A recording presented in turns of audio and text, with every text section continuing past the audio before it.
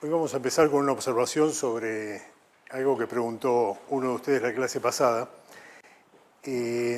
Cuando hace un par de clases planteamos el problema de equilibrio entre dos sistemas, uno naturalmente hizo el dibujito de un sistema partido al medio, ¿cierto?, para digamos, ilustrar los dos subsistemas a los que hacíamos referencia. Sin embargo, en la práctica no es necesario que los dos sistemas que están en equilibrio estén separados, estén ocupando dominios separados en el espacio.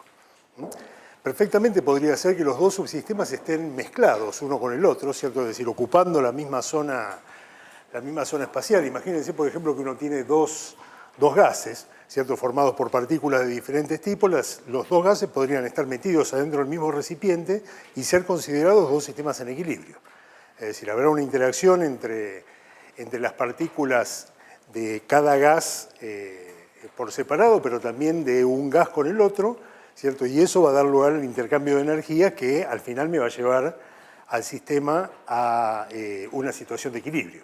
Y en esa situación no tengo de ninguna manera separación espacial, ¿cierto?, entre los dos sistemas. No necesito la pared esa que establezca el mecanismo de contacto térmico entre los dos sistemas. Y lo mismo pasa cuando uno habla de un sistema metido en un baño térmico.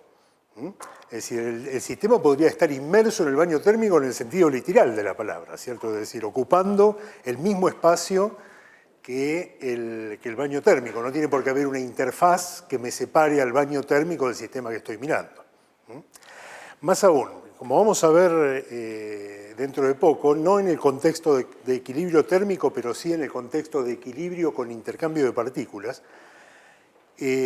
perfectamente podría ser que el baño térmico de un sistema determinado sea parte del propio sistema, en el siguiente sentido.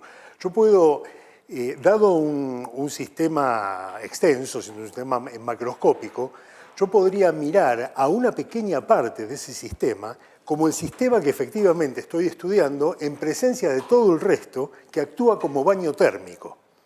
Es decir, una partecita del sistema podría ser el objeto de mi estudio considerando al resto del sistema como un baño térmico con el cual el pedacito que yo estoy mirando está en equilibrio, naturalmente, y al cual le aplico la estadística. Es decir, a la cual le aplico todas las técnicas de cálculo que estamos viendo ahora para encontrar sus propiedades termodinámicas. Uno podría llegar al extremo, de hecho, y no es una cosa incorrecta, si bien hay que tener cuidado con cómo uno interpreta lo que está haciendo, uno podría llegar al extremo de, por ejemplo, en un sistema de partículas, considerar una sola partícula como el sistema que está estudiando y todo el resto del sistema como el baño térmico en el cual está metido esa partícula, de la cual yo puedo encontrar sus propiedades estadísticas. Obviamente hablar de la termodinámica de un sistema que está formado por una sola partícula es una cosa que hay que hacer con mucho cuidado, ¿cierto? Hablar de la temperatura de una partícula, por ejemplo, no es una cosa que uno pueda, digamos, plantear alegremente. Pero desde el punto de vista de la estadística, desde el punto de vista de la metodología que nosotros estamos desarrollando, no hay ningún problema.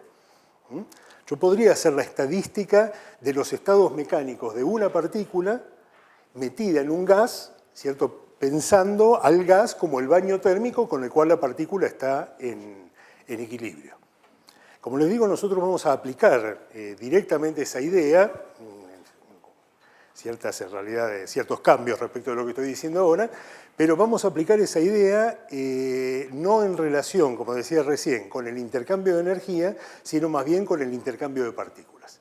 Vamos a ver cómo uno puede pensar en una parte del sistema, de un sistema grande, digamos, una parte del sistema se puede fijar en lo que le pasa a una parte del sistema, hacer la estadística de esa parte y en particular lo que nos va a interesar a nosotros es ver qué es lo que pasa con el intercambio de partículas de esa pequeña parte del sistema con el resto del sistema.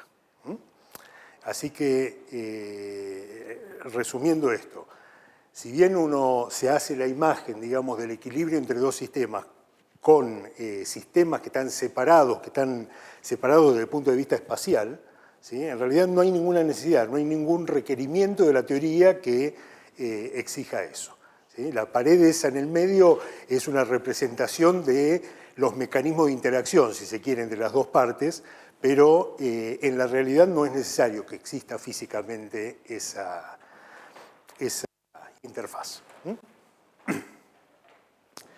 Bueno, lo que vamos a hacer hoy, como ya adelantamos, es calcular en el marco, en el contexto de la formulación canónica, las propiedades de un gas ideal.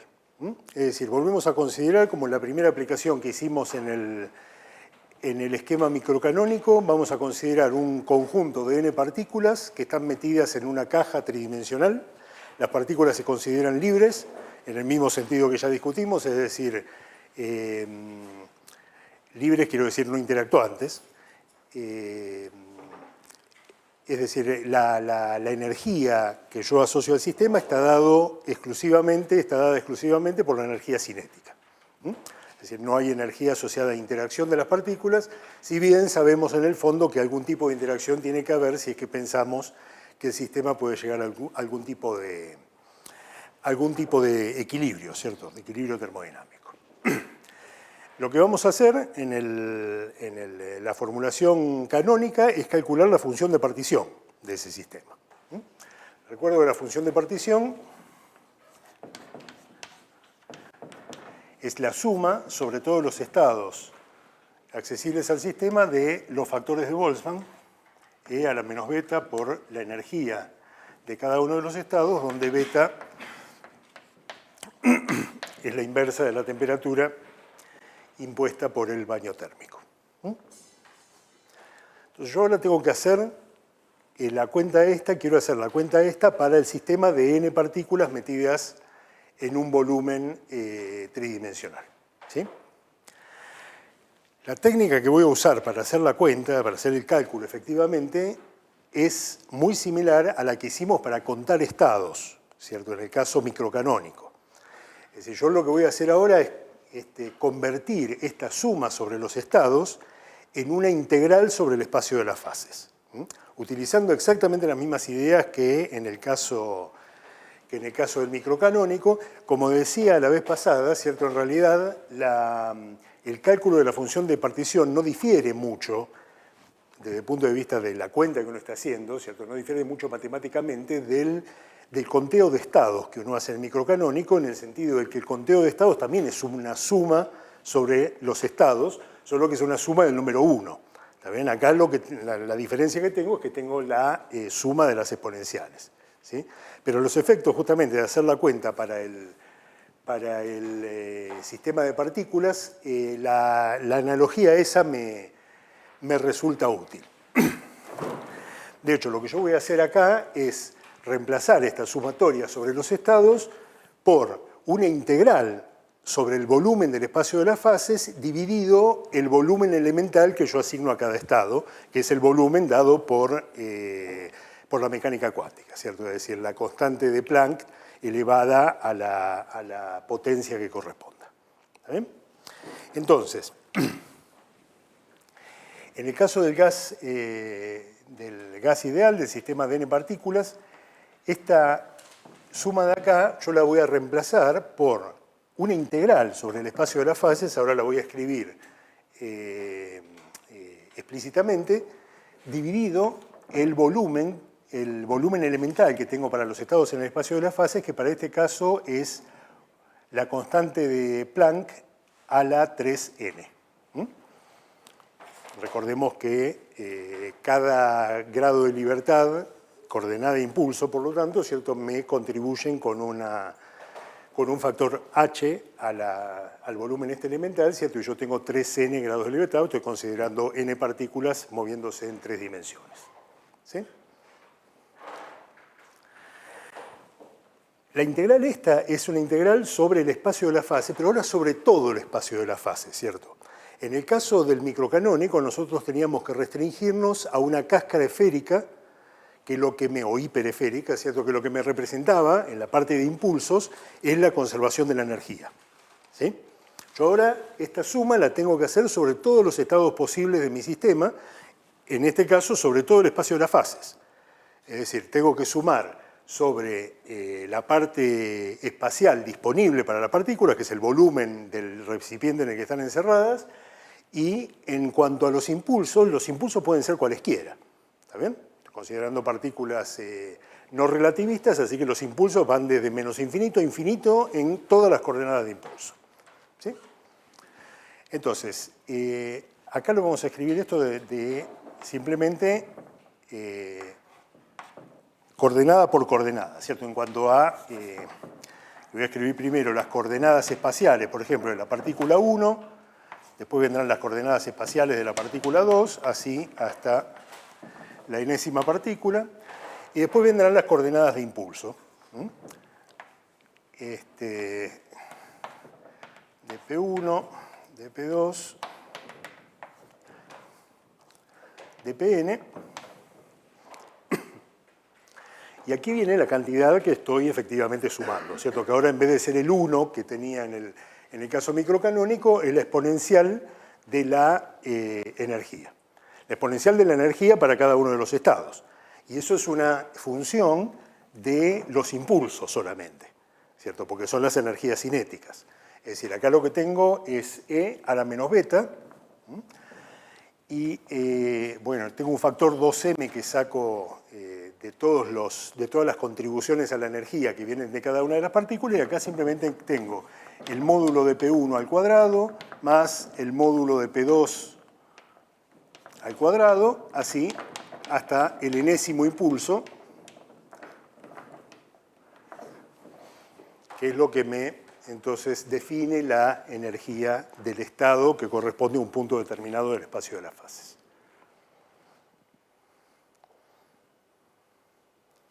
¿Están de acuerdo?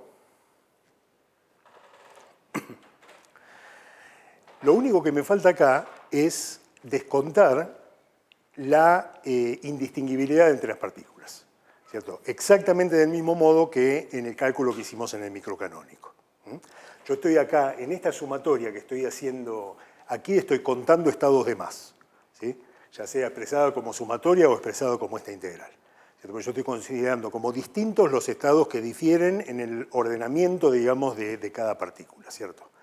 El espacio de las fases está armado de esa manera. Y yo sé cuánticamente que tengo que descontar esas permutaciones entre las partículas, y para eso directamente lo que vamos a hacer es, como en el caso del conteo de estados en el microcanónico, dividir esta suma por 1 sobre n factorial.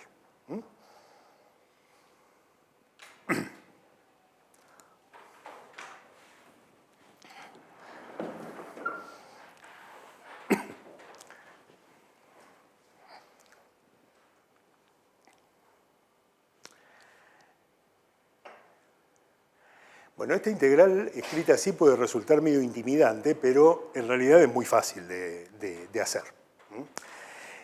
Primero que todo, observamos que, como en el sistema que vimos la vez pasada, ¿cierto? El sistema que vimos el sistema de spines, ¿cierto? Que vimos la vez pasada, para que hoy calculamos la función de partición.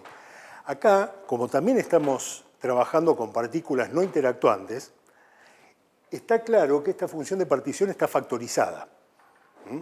Está claramente factorizada en una parte que corresponde, de hecho, a cada una de las partículas, ¿sí? La integral que yo hago aquí con las coordenadas de la partícula 1, con la integral en el impulso, ¿cierto?, de la partícula 1, y con el factor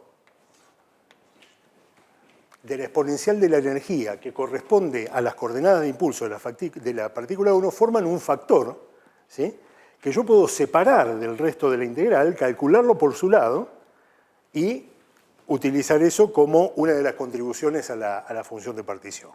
Ahora, por cada una de las partículas, yo tengo un factor igual, ¿cierto? De forma tal de que acá en realidad tengo que hacer esa cuenta una sola vez para una partícula, y después tengo n veces, tengo ese factor elevado a la potencia n. Lo mismo que habíamos visto en la clase pasada para el sistema de spines. En otras palabras, yo puedo escribir esta función de partición de la siguiente forma. 1 sobre n factorial por un objeto que, como creo que ya hicimos la vez pasada, voy a llamar la función de partición de una partícula, función de beta, y este objeto elevado a la potencia n. donde ¿cuánto vale Z1 de beta? Z1 de beta, bueno, se toma el factor que le corresponde acá de la normalización por el tamaño de la celda unidad, que es de la celda unitaria en el espacio de las fases, que es 1 sobre la constante de placa del cubo, multiplicada por la integral en posiciones y la integral en impulsos de E a la menos beta sobre 2m por el módulo del impulso al cuadrado. Donde acá ya no necesito poner un subíndice, ¿cierto? Porque es la misma coordenada para cualquiera de las partículas. ¿Está bien?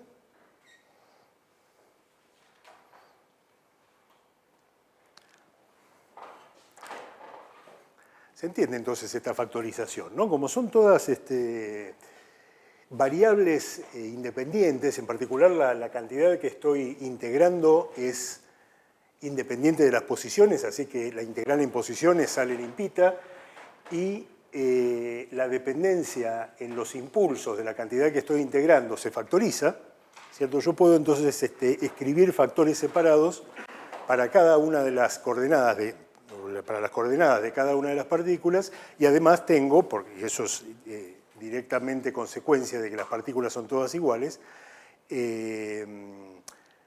tengo el mismo factor para todas las partículas, ¿sí?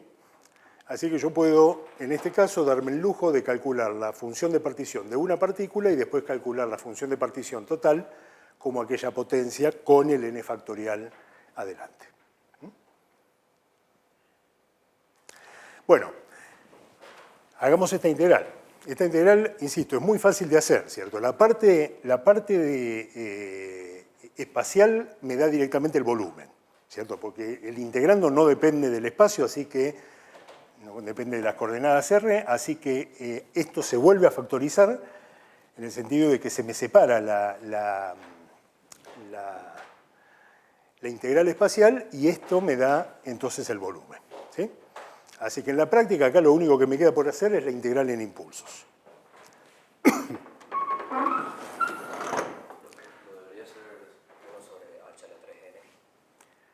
No, el n me va a aparecer cuando meta todo esto acá adentro y eleve el h al cubo a la n ahí.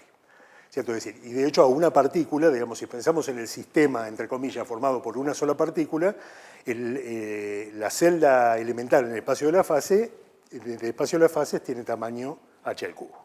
¿Está bien? Bueno, entonces, en la práctica me queda solo por hacer la integral en impulsos. La integral en impulsos esta se me vuelve a factorizar, por otro lado, ¿cierto? Porque la integral, entonces, en impulsos de e a la menos beta sobre 2m por el módulo de p al cuadrado, pensada en coordenadas cartesianas, ¿cierto? Es una integral entre menos infinito e infinito respecto de p sub x, la integral entre menos infinito e infinito respecto de p sub i, la integral entre menos infinito e infinito respecto de p sub z, de e a la menos beta sobre 2m por p sub x al cuadrado más p sub i al cuadrado más p sub z al cuadrado. Que no es otra cosa que el cubo, ¿cierto? Es decir, esto es la multiplicación de tres integrales idénticas, que son la integral en cada una de las coordenadas cartesianas. ¿Sí? Y eso es una función que puedo calcular explícitamente porque se trata de integrales de funciones gaussianas, ¿cierto? Cuyo resultado se conoce exactamente, ¿cierto? Es decir, se puede escribir exactamente.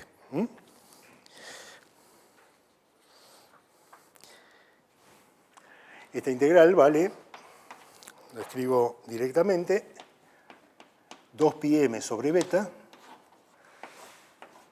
a la 3 medios.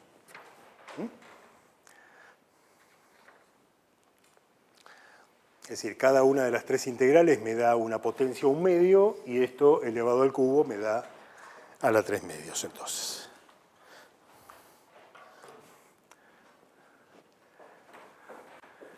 Así que para ahorrar un poco de espacio le escribo acá, 2πm sobre beta a la 3 medios.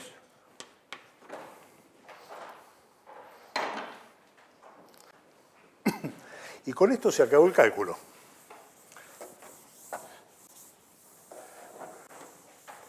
Ahora es cosa de juntar todo convenientemente. Z1 de beta, la función de partición de una partícula, me va a dar el volumen dividido h al cubo multiplicado por aquella cosa, 2πm sobre beta a la 3 medios, que es justamente lo que me da la dependencia con la temperatura.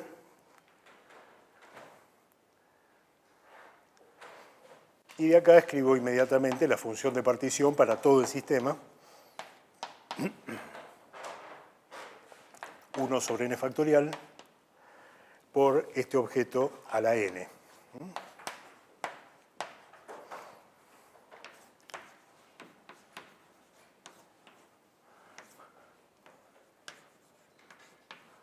Ahí está.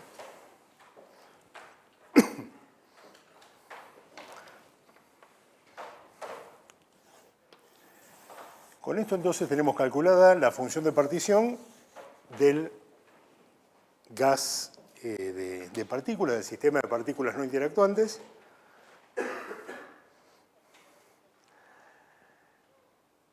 Y de este modo tenemos la herramienta básica con la cual calcular, como vimos, las propiedades termodinámicas de este sistema. En la formulación canónica, ¿no? Es decir, suponiendo que el sistema se encuentra en contacto con un baño térmico, que es lo que le fija el valor de beta. Dada la función de partición, puedo escribir inmediatamente la energía libre de Helmholtz. La energía libre de Helmholtz vimos que es menos K por T por el logaritmo de Z. Menos K por T por el logaritmo de Z. Para calcular el logaritmo de Z, ahora voy a escribir entonces explícitamente la energía libre esta. Para calcular el logaritmo de Z respecto del n factorial voy a utilizar la aproximación de Stirling. Es decir, voy a suponer que n es grande y entonces escribo el logaritmo de n factorial como n logaritmo de n menos n. Escribo entonces directamente el resultado esto me da menos K por T por n, 1 más el logaritmo de b sobre n. Acá voy a reemplazar beta por 1 sobre K por T, es decir, el beta que tengo adentro de aquel paréntesis lo pongo ya como 1 sobre K por T. Esto va dividido por h al cuadrado y acá tenemos esto a la 3 medios. Bueno, esta es la expresión de la energía libre de Helmholtz. Que fíjense que así escrita está, desde el punto de vista termodinámico, dada en sus variables naturales, que son el número de partículas, el volumen y la temperatura.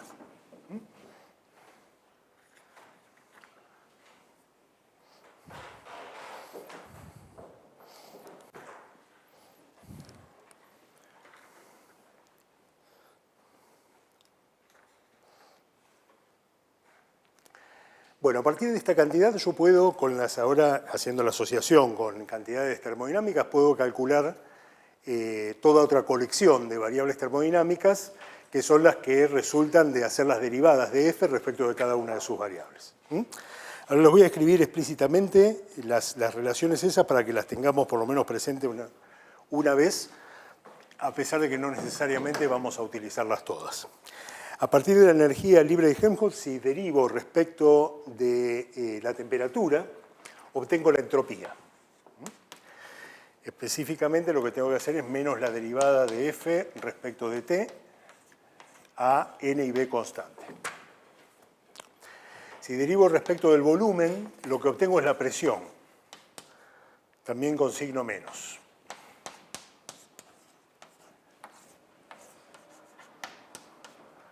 Y finalmente, si derivo respecto del número de partículas, y esta vez lo vamos a escribir explícitamente, porque nos vamos acercando al momento en que tenemos que empezar a hablar del potencial químico, obtengo efectivamente el potencial químico.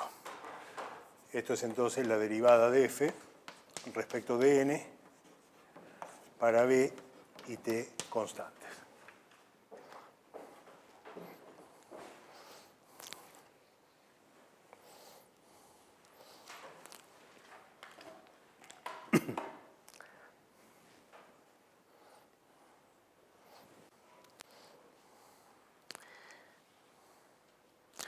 Fíjense que si yo calculo la entropía con esta expresión, es decir, haciendo la derivada de F respecto de la temperatura, podría a su vez calcular la energía, ¿cierto? Porque la entropía y la energía están encadenadas en la definición de F también.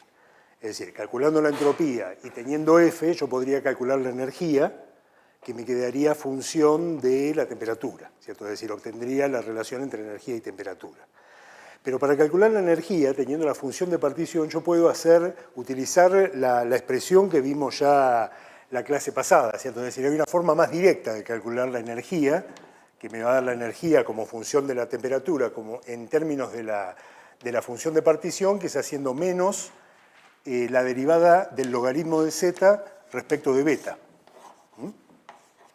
Esto es la energía de acuerdo a lo que discutimos en las clases pasadas.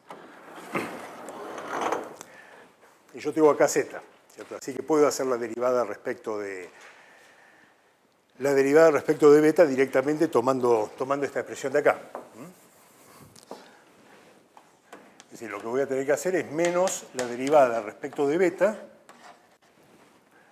del logaritmo de este objeto. ¿Está bien? Ahora, el logaritmo de este objeto se me separa en términos que son los logaritmos de cada uno de estos factores, ¿sí? Y el único que tiene acá a beta, que es respecto del cual voy a derivar, es este de aquí. De forma tal de que esto estrictamente es la derivada, perdón, del logaritmo de z es directamente la derivada del factor o del término, digamos, en el logaritmo de z, que viene de este beta que tengo dividiendo aquí. Es decir, lo podría expresar como el logaritmo de 1 sobre beta a la 3n sobre 2. Este es el único término que va a contribuir cuando haga la derivada respecto de beta. ¿Sí? Bueno, y eso es el 3n sobre 2, sale del logaritmo, en realidad sale con un signo menos, así que me simplifica aquel de allá, y esto me va a dar 3n sobre 2, y me queda hacer la derivada respecto de beta del logaritmo de beta, que es 1 sobre beta. Así que lo que me está diciendo esto es que la energía es 3n sobre 2 por kT. 3 medios de n por kT.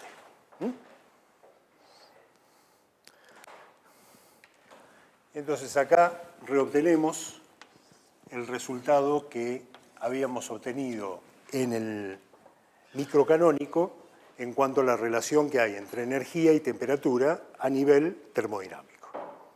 ¿Sí? Recordemos que a nivel estadístico las cantidades de las cuales estamos hablando son levemente diferentes a las que teníamos en el microcanónico, ¿cierto? Es decir, acá, bueno, levemente diferentes, son diferentes. Acá lo que tenemos como energía en esta descripción canónica es la energía media del sistema, ¿cierto? En presencia del baño térmico que me fija la temperatura. En el microcanónico la energía que teníamos en esta expresión era la energía total del sistema y la temperatura era simplemente la cantidad definida como la inversa de la derivada de la entropía respecto de la energía. ¿Está bien? Ahora, a nivel de las cantidades, de la relación entre estas cantidades, vistas como cantidades macroscópicas, estamos obteniendo el mismo resultado que teníamos en el caso microcanónico. Es decir, acá lo que vemos es otro ejemplo de lo que mencionábamos la vez pasada, de que lo que decíamos la vez pasada, que se suele nombrar diciendo que, o hablando de la equivalencia de ensambles. Es decir, la equivalencia de ensambles es el hecho de que la descripción, a pesar de que los ensambles que conocemos hasta ahora, microcanónico y canónico, se refieren a situaciones físicas diferentes a nivel microscópico, las relaciones que resultan a nivel macroscópico, ¿cierto? Es decir, cuando uno calcula las variables macroscópicas, haciendo obviamente la asociación de las variables a nivel estadístico con las variables macroscópicas, son las mismas en los dos ensambles.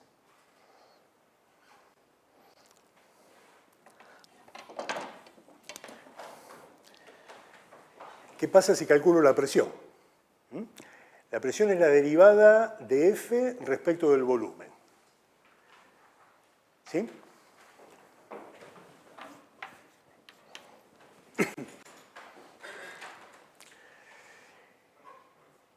Entonces, ¿cómo va a ser la cuenta esta vez? Muy fácil de nuevo, ¿cierto? Porque F, de nuevo, tiene al volumen solo adentro de este logaritmo, ¿cierto? Y este logaritmo uno lo podría pensar de nuevo como una suma de términos, ¿cierto? Con el logaritmo de cada uno de los factores que tengo aquí, ¿sí? Cuando haga la derivada respecto del volumen, el único término que va a contribuir aquí es el logaritmo del volumen. Todos los otros no contienen el volumen, así que no va a haber derivada respecto del volumen, ¿sí? Ese logaritmo del volumen, por otro lado, está multiplicado por un menos k por Tn, ¿sí? Pero a los efectos, bueno, de hacer la derivada respecto del volumen, simplemente me fijo en este logaritmo del volumen que me va a dar un 1 sobre el volumen, ¿sí? Así que, bueno, tengo una simplificación de signos, del signo que tiene la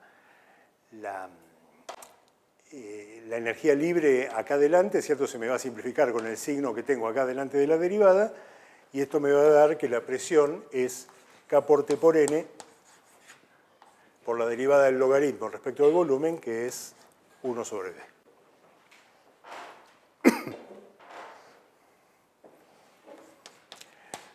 P por B igual a NKT.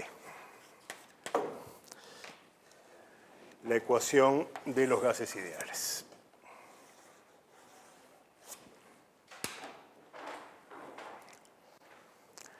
Otra demostración entonces de la equivalencia de ensambles. Es decir, obtenemos la misma relación entre presión, volumen y temperatura y número de partículas que teníamos en el microcanónico, ahora desde la perspectiva o en el contexto de la formulación canónica. Sí. ¿Qué pasa al final con todas las constantes dentro del logaritmo? ¿Por qué hago la derivada, cierto? Es decir, a ver, si lo podemos ver un poquito más, explícitamente. Fíjate que F, yo lo puedo escribir como menos KT por N por 1 más el logaritmo de B menos el logaritmo de N más 3 medios por el logaritmo de ese paréntesis con el 2pi m kt sobre h cuadrado. ¿Sí? ¿Te das cuenta? Cuando derivo respecto del volumen, lo único que contribuye es este término de acá.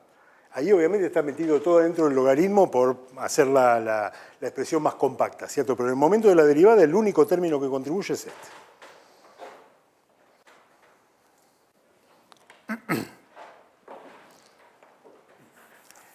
Entonces, como decía antes, esta vez voy a hacer también la derivada de la energía libre respecto del número de partículas, porque me interesa tener la expresión del potencial químico para un gas ideal. Lo vamos a utilizar en unas clases un par de veces, así que por lo menos por completitud lo vamos a escribir. Escribo el resultado directamente. Así lo tenemos en la carpeta como para usarlo cuando corresponda. Esto es menos K por T por el logaritmo de B sobre N, ¿sí, no? Por 2pi mkt sobre h cuadrado a la 3/2. ¿Y cómo será que sale este resultado? Bueno, en principio debería ser esa derivada, ¿no? Pero acá parece como si hubiera derivado uno solo de los dos términos respecto de n. Debe haber una compensación ahí en el momento de hacer la derivada, cuando derivo.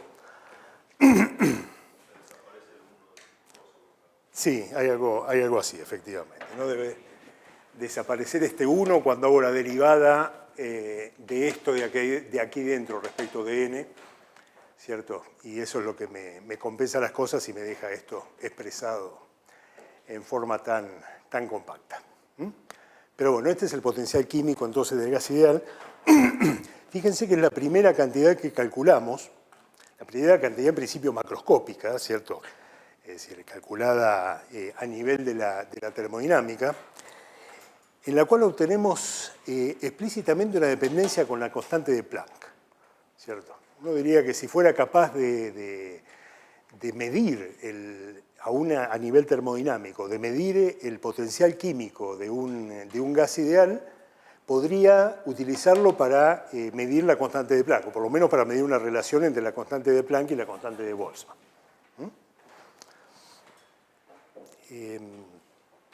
Ya vamos a hablar un poquito más de eso más adelante, ¿cierto? Pero simplemente tomen nota de que esta es la primera vez que uno calcula a nivel termodinámico una cantidad donde la constante de Planck aparece explícitamente.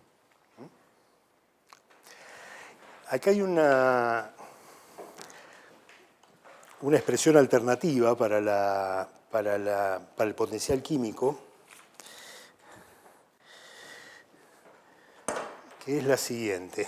Yo puedo escribir esto como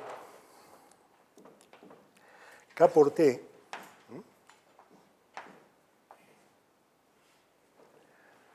por el logaritmo. Fíjense que acá yo tengo la inversa de la densidad, ¿cierto? Es decir, el volumen dividido n es el volumen específico, lo que se llama el volumen específico, es decir, la inversa de la densidad de partículas, ¿cierto? Es decir, el número de partículas dividido el volumen en el cual están metidas. Entonces, si me deshago del signo menos para invertir esta cosa, yo puedo escribir esto como K por T por el logaritmo de la densidad,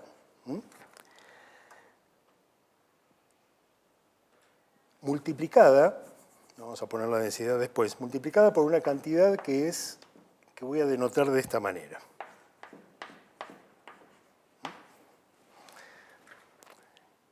Tengo entonces una cantidad lambda cubo que depende de la temperatura porque evidentemente proviene de este factor, el objeto y esto multiplicado por la densidad. Este lambda cubo es una cantidad, lambda Q, mejor dicho. El Q se refiere a que es una cantidad cuántica, porque está metido obviamente también la constante de Planck ahí. Es este objeto, ¿cierto? Es decir, eso sale directamente de la expresión que tenemos para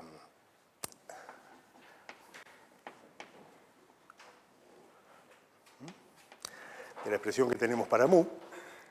Esto es simplemente reescribir esta expresión como esta forma, entonces el lambda Q tiene que estar definido de esta manera. Y esto es lo que se llama la longitud de onda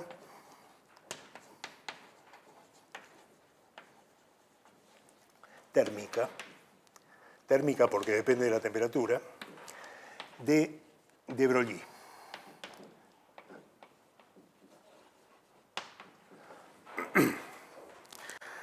Ya ustedes vieron aparecer a de Broglie en las primeras clases de cuántica, seguramente.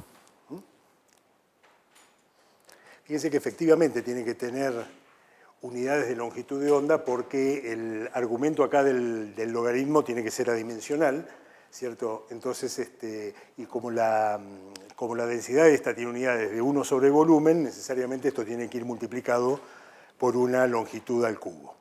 ¿Sí?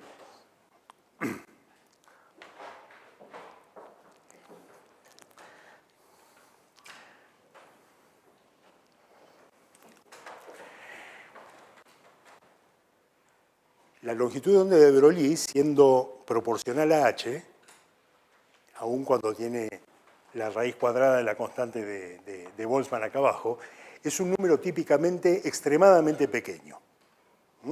Es decir, para un... A ver cuál es el ejemplo que tengo escrito acá. Creo que...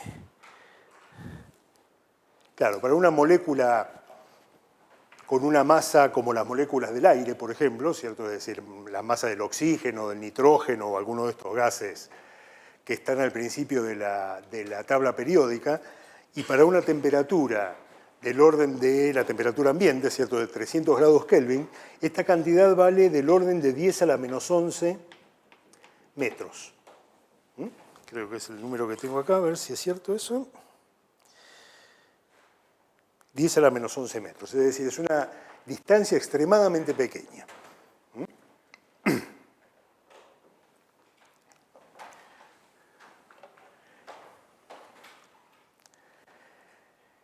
Si uno compara entonces esta distancia, calculando este volumen, elevándolo al cubo, y multiplicando por, o mejor dicho, compara esta distancia elevada al cubo, es decir, ese volumen característico asociado con la longitud de onda, con esta longitud de onda térmica de Broglie, y la compara con el volumen típico ocupado por una partícula, que es justamente la inversa de esta densidad, se encuentra una disparidad enorme, ¿cierto? Es decir, el volumen típico ocupado por una partícula en condiciones, por una partícula de aire, ¿cierto? Una molécula de aire, oxígeno, nitrógeno o la que fuera, en condiciones normales, ¿cierto? El volumen específico, ¿cierto? El volumen elemental ocupado por cada partícula, no estoy hablando del volumen material de la partícula, sino el que tiene que ver con la distancia media que hay entre las partículas, ¿sí? Es decir, insisto, la inversa de la densidad, ese volumen es enorme comparado con, con el volumen dado por la longitud de onda esta de Broglie. Se están comparando 10 a la menos 11 metros.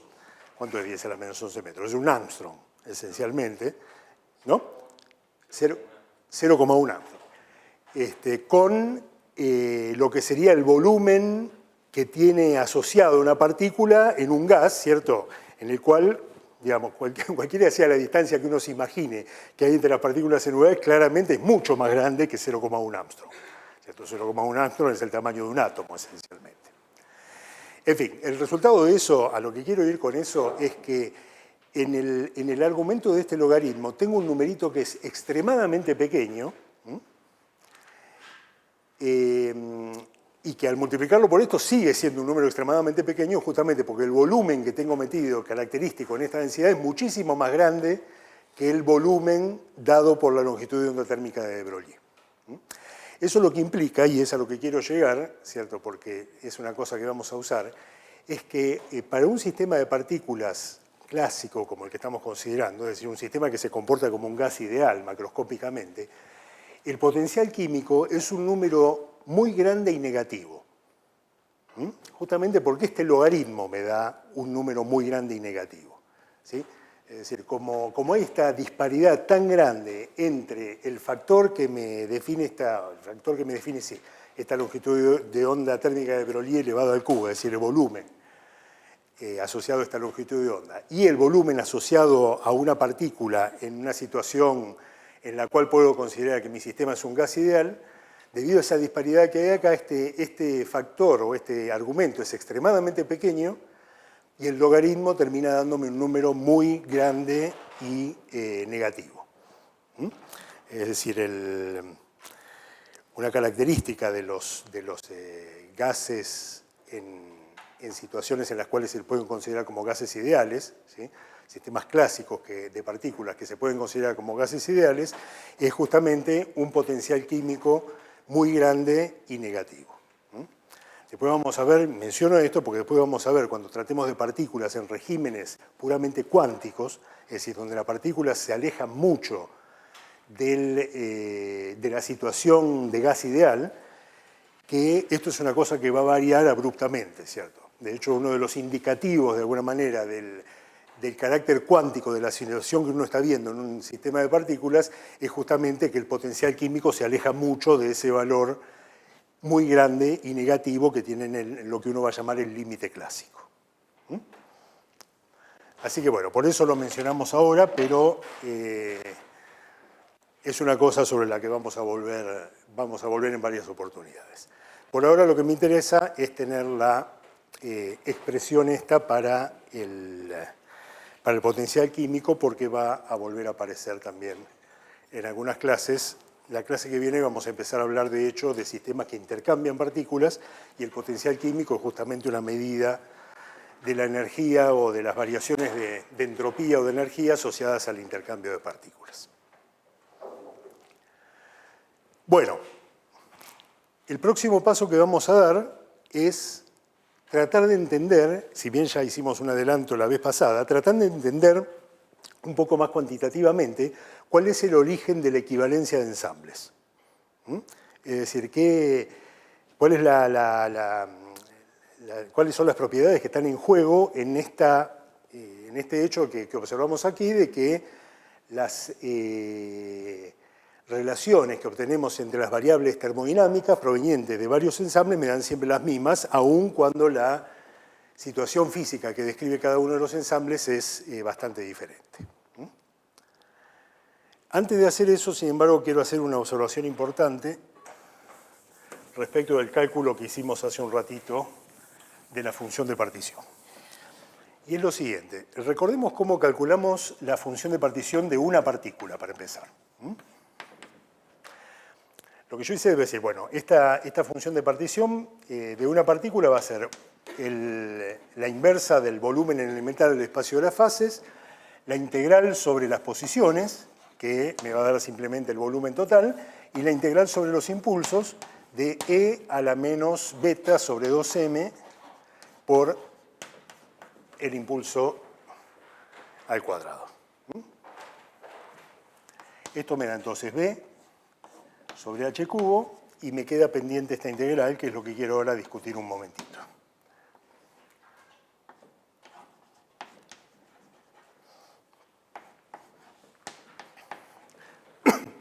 Yo esta integral la hice en coordenadas cartesianas, ¿cierto? Es decir, simplemente lo que hice fue separar la integral en los tres factores, ¿cierto? Cosa que se puede hacer explícitamente porque por la forma en que tiene el impulso al cuadrado, ¿cierto? Y el hecho de que ahí me aparece la integral sobre el diferencial de volumen formado por el producto de los tres diferenciales en cada una de las coordenadas. Yo podría haber hecho esta integral también en coordenadas esféricas, ¿cierto? Nada me impide hacerlo en coordenadas esféricas. De hecho, esto es una integral relativamente fácil también en coordenadas esféricas, porque el integrando depende del módulo de P. ¿Sí? De hecho, entonces, esta integral hecha en coordenadas esféricas me da la integral en los ángulos, que ¿cuánto vale? 4pi, ¿cierto? Es decir, acá estoy integrando en un espacio tridimensional, que son las coordenadas de impulso de una sola partícula. Voy a tener ese 4pi, ¿cierto? Y me va a quedar una integral en el módulo ahora del impulso. ¿Sí? Escribámoslo eso. Voy a tener entonces el 4pi que viene de la integral angular. Y acá voy a tener la integral en módulo de 0 hasta infinito del diferencial de módulo del impulso multiplicado por el p cuadrado, ¿cierto? Que viene del elemento de volumen en coordenadas esféricas, y esto multiplicado por e a la menos beta sobre 2m, y acá puedo poner directamente p cuadrado. ¿Sí? Bueno, de nuevo, esta integral la puedo ir y buscarla en una tabla, y obviamente me va a dar lo mismo que habiéndola hecho en cartesianas. Pero bueno, yo quiero apuntar a otra cosa aquí. A lo que quiero apuntar es que ahora yo puedo escribir esta integral, haciendo un cambio de variables completamente estándar, puedo escribir esta integral como una integral en energías. ¿cierto? La energía de la partícula que estoy mirando es su energía cinética, ¿cierto? Es decir, es P cuadrado sobre 2m. Y nada me impide acá hacer un cambio de variables en esta integral sobre el módulo de P, hacer un cambio de variables que me lleve a la integral en energía. Parece medio inútil hacer eso porque el resultado ya lo conocemos, pero lo voy a hacer por lo que quiero comentar. Entonces, voy a definir ahora entonces E como P cuadrado sobre 2m para hacer el cambio de variables. Hagamos acá la derivada para ver cómo se relacionan los diferenciales. El diferencial de energía entonces va a ser P sobre m por el diferencial de impulso, con lo cual el diferencial de impulso, que es lo que tengo en la integral, me va a dar m sobre p, pero p lo escribo como la raíz de 2m por la energía, multiplicado por el diferencial de energía. Y ahora meto todo esto acá adentro para hacer el cambio de variables, que es lo que quiero que resulte. 4pi por b, h cubo, la integral sigue siendo entre 0 e infinito. El diferencial de impulso entonces lo voy a escribir como m diferencial de energía sobre la raíz de 2m por la energía. P cuadrado es 2m por la energía.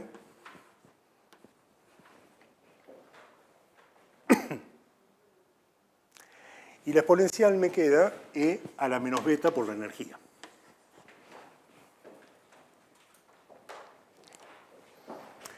Bueno, entonces, ¿cómo escribo finalmente esto? La función de partición de una partícula, función de la temperatura, entonces va a ser 4pi por b sobre h al cubo. Esto lo puedo escribir de varias maneras. Vamos a poner directamente, voy a sacar una m de factor común acá. Me queda la integral entre 0 e infinito de la raíz cuadrada de 2m epsilon. Se me simplifica esta con esta de acá arriba. E a la menos beta epsilon por el diferencial de epsilon. ¿De acuerdo?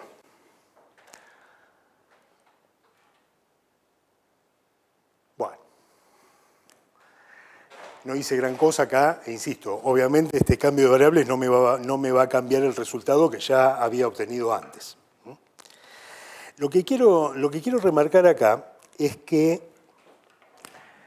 yo estoy escribiendo a la función de partición de una partícula como una integral sobre la energía. Es decir, estoy sumando sobre los diferentes valores de la energía, ¿sí? Mientras que en la función de partición definida como la definimos originalmente, yo lo que tengo es una suma sobre los estados, ¿sí? Ya más de una vez hice la advertencia de no confundir la suma sobre estados, que es la definición correcta de la función de partición, con suma sobre la energía. Acá lo que estoy mostrando con este cambio de variables es que yo puedo, de hecho, expresar a la función de partición como una suma sobre energías.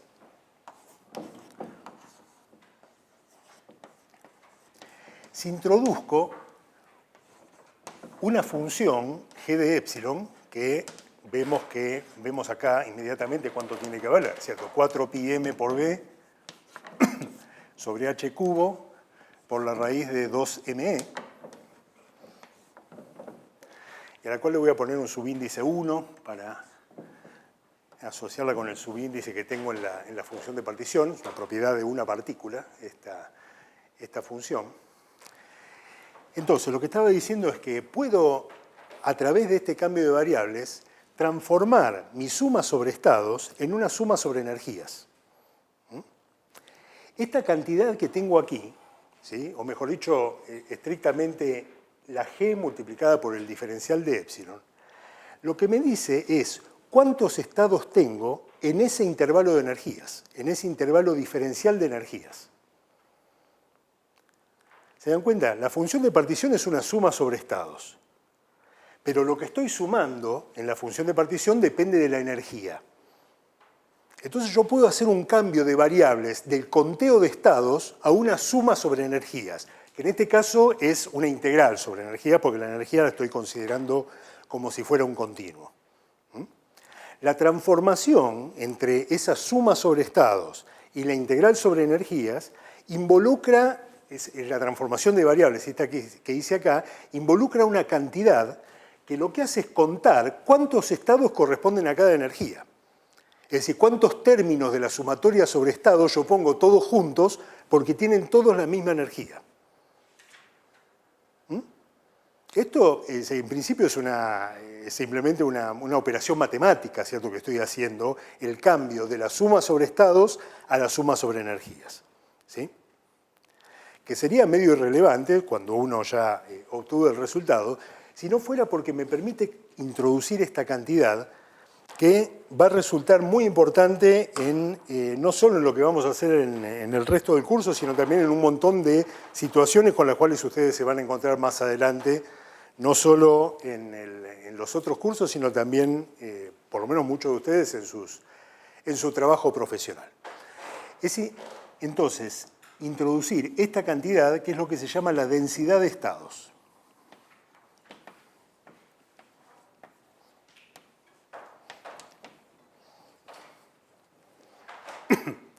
Donde acá uno debería agregar, para ser más completo, si bien en general uno lo dice directamente la densidad de estados, esta es la densidad de estados de energía de una partícula.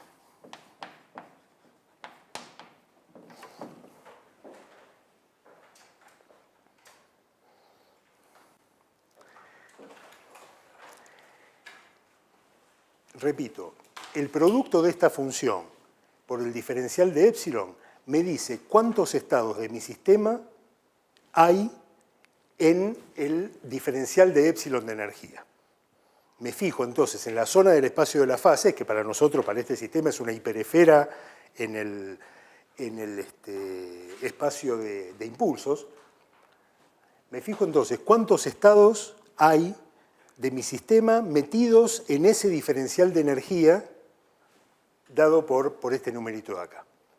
Eso es proporcional al diferencial de energía, en el límite justamente diferencial seguramente va a haber una proporcionalidad entre cuántos estados tengo y cuál es el intervalo de energía que estoy considerando, y la constante de proporcionalidad es una función de la energía que es lo que defino como la densidad de estados de mi sistema.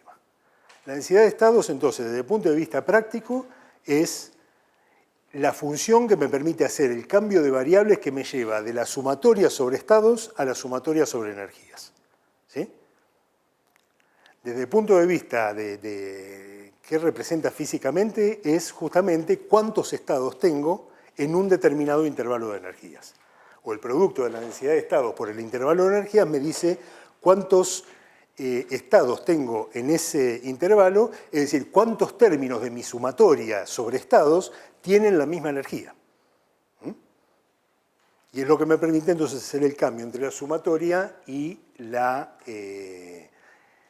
sumatoria sobre estados y la sumatoria sobre energía, que, como digo, en este caso se trata de una integral simplemente porque estoy considerando la energía como una variable continua.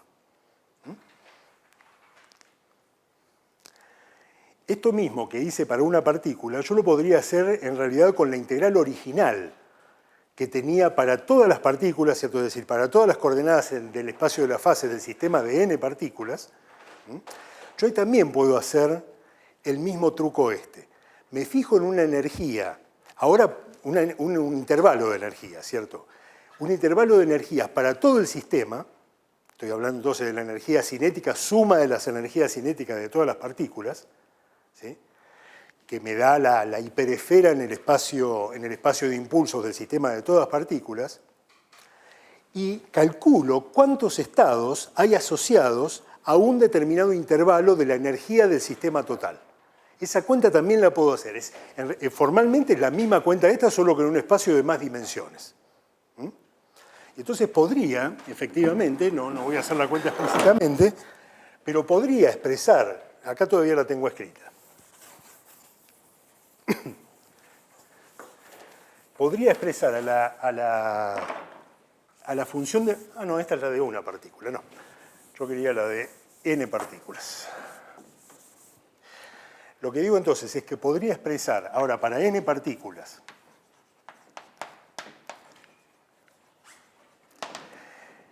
la función de partición de n partículas también la podría expresar como una integral sobre la energía de una determinada función, a lo cual voy a llamar la densidad de estados para el sistema de n partículas, multiplicada por la cantidad que me permite calcular la función de partición, que es e a la menos beta epsilon, donde epsilon ahora, entiendo, es la energía total del sistema, es decir, la energía de las n partículas. Este objeto es entonces la energía total. La suma sobre todas las partículas de 1 sobre 2m por el impulso de las partículas al cuadrado.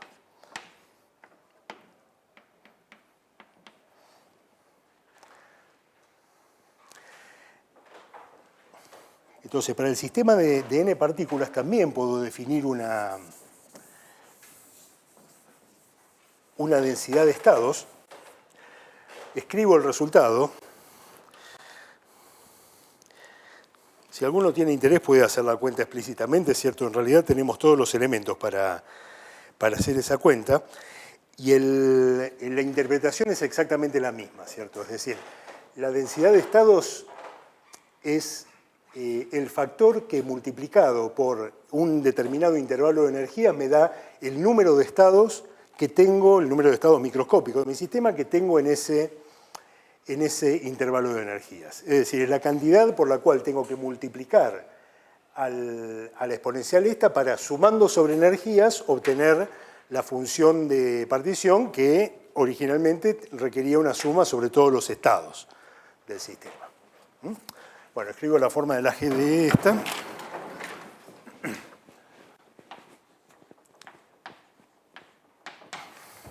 Para el sistema de n partículas sería B a la n dividido n factorial por h a la 3n. No es inesperado encontrarse todos los factores que estaban adelante de la función de partición que obtuvimos antes. Acá va m por pi a la 3n sobre 2, la gamma de 3 medios de n,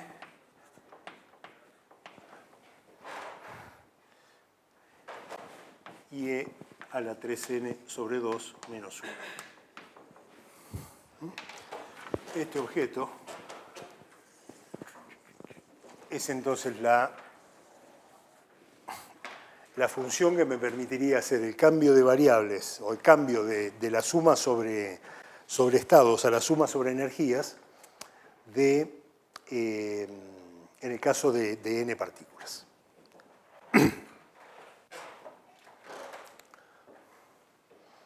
Es decir, la densidad de estados para las n partículas.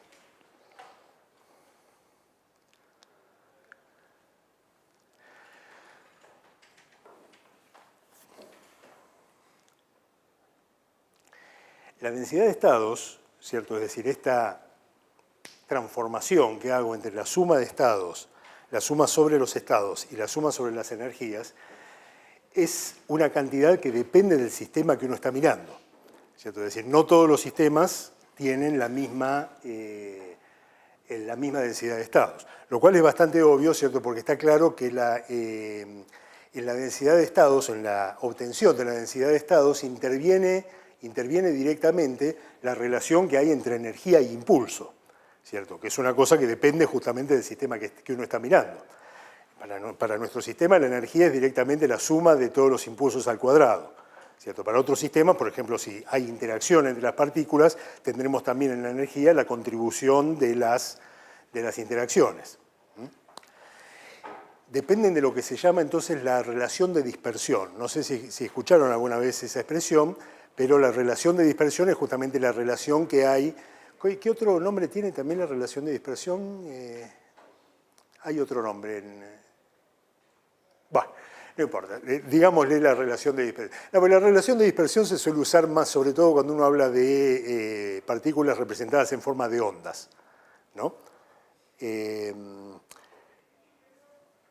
importa, ahora se me pasó.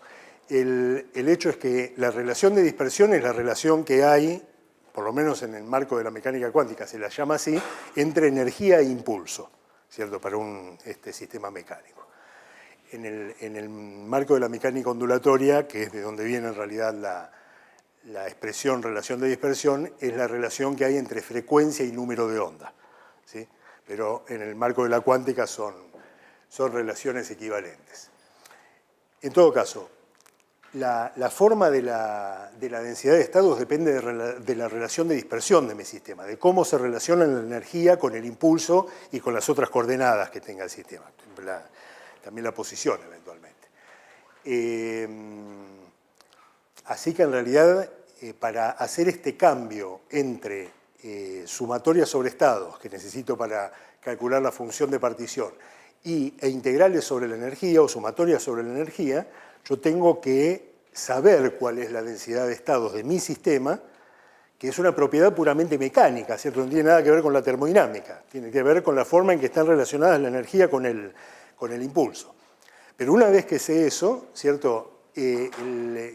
Operacionalmente el cálculo de la función de partición pasa a ser una cuestión de contar estados, o mejor dicho, hacer una suma sobre estados, a directamente hacer integrales sobre la energía. El punto interesante es que la densidad de estados es una cantidad accesible experimentalmente. Es decir, hay digamos, experimentos que uno puede hacer sobre el sistema que le interese que le permiten acceder directamente a medir la densidad de estados. Después le pueden preguntar a los experimentales, cierto que les den más detalles, pero efectivamente, por lo menos determinadas partes de la densidad de estados, es decir, en determinados rangos de energía, se pueden acceder fácilmente desde el punto de vista de los experimentos, haciendo de hecho experimentos de tipo térmico sobre los sistemas que a uno le interese. Y lo que hay que decir también es que la densidad de estados de un sistema cualquiera puede ser muchísimo más complicada como función de la energía que cualquiera de estas funciones que escribimos acá. Acá las densidades de estados son relativamente sencillas, son esencialmente potencias de la energía. Fíjense, para una partícula tengo energía a la 1/2, para n partículas tengo una potencia más grande que depende del número de partículas, pero funcionalmente la forma que tiene la densidad de estados como función de la energía es muy sencilla. Lo cual proviene del hecho de que la relación entre energía e impulso también es muy sencillo, ¿cierto? La relación entre energía e impulso es simplemente la relación entre, en fin, la energía escrita como la suma de los módulos de los impulsos. Hay otros sistemas más complicados de partículas en los cuales la densidad de estado puede ser muchísimo más complicada funcionalmente, como, ya les digo, en términos de la energía, que lo que tenemos aquí. Un caso típico es, por ejemplo, la densidad de estados que tiene un sistema de electrones metidos adentro de un material, ¿cierto? Por ejemplo, los sistemas de electrones de un material conductor, los electrones que están libres en un material conductor, que son los electrones que conducen la electricidad dentro del material, se comportan en determinadas situaciones como partículas libres. Pero en cuanto uno empieza a ver cómo interactúan los electrones con el resto del material, en particular con los átomos que conforman el material, aparecen efectos asociados a esas interacciones que deforman violentamente la densidad de estados. Entonces uno puede, en determinados rangos de energía, puede encontrar una densidad de estados que se parece a la de partículas libres.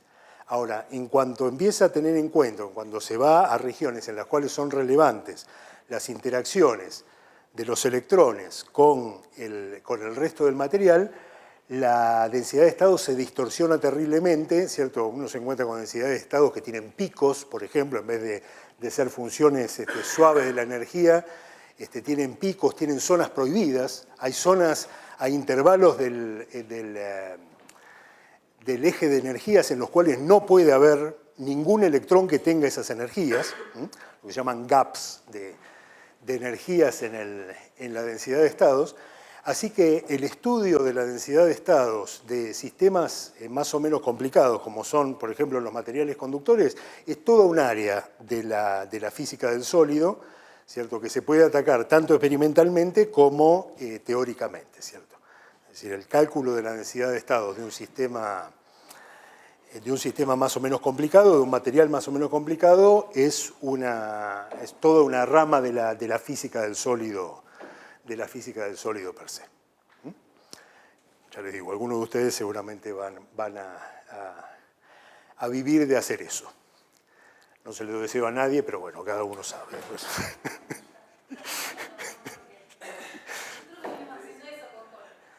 Pues por eso. Ustedes hacen lo que quieren. Yo no se lo deseo a nadie. Ustedes hacen lo que quieren. Bueno, ¿queda alguna pregunta o comentario sobre esto? Seguimos en 10 minutos.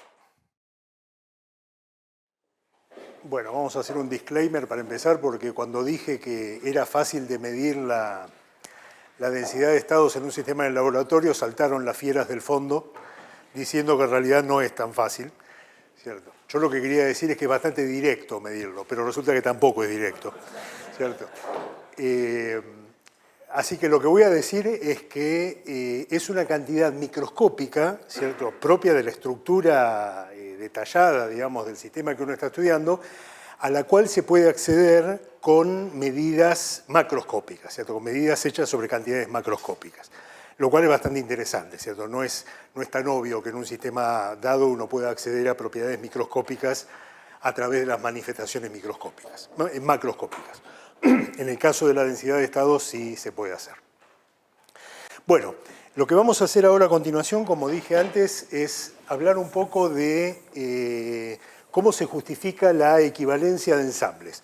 Es decir, la propiedad esta que estamos viendo en los ejemplos que ya estudiamos, de coincidencia de las predicciones hechas a nivel termodinámico provenientes de los diferentes ensambles. Una forma de ver eso es pararse en el ensamble canónico, ¿cierto? Es decir, considerar la situación en la cual uno tiene un sistema en contacto con un baño térmico, de forma tal de que el sistema pasea por estados de diferente energía, por intercambio de energía con el baño térmico, que fija la temperatura, y calcular cómo fluctúa la energía, ¿cierto? Es decir, desde el punto de vista estadístico, cómo varía a lo largo del tiempo, supuestamente, la energía del sistema que está intercambiando energía justamente con el baño térmico. Como yo tengo la probabilidad con la cual el sistema pasa por cada uno de los estados accesibles, que tienen diferentes energías, puedo hacer esa cuenta desde el punto de vista estadístico, ¿cierto? Es decir, si tengo la probabilidad, puedo calcular no solo el valor medio de la energía, cosa que ya hicimos, escribámoslo, el valor medio de la energía igual a la suma sobre todos los estados de las energías de cada estado multiplicado por la probabilidad, donde P sub omega en el ensamble canónico es 1 sobre la función de partición por E a la menos beta por la energía, sino que además puedo calcular cuáles son las fluctuaciones de esta cantidad alrededor del valor medio. Es decir, cuál es la desviación estándar, ¿cierto? Por las fluctuaciones me estoy refiriendo a la desviación estándar, ¿cierto? Una medida de cuánto varía en las diferentes realizaciones, si quieren las diferentes observaciones que yo podría hacer sobre la energía del sistema, cuánto varía la energía alrededor del valor medio.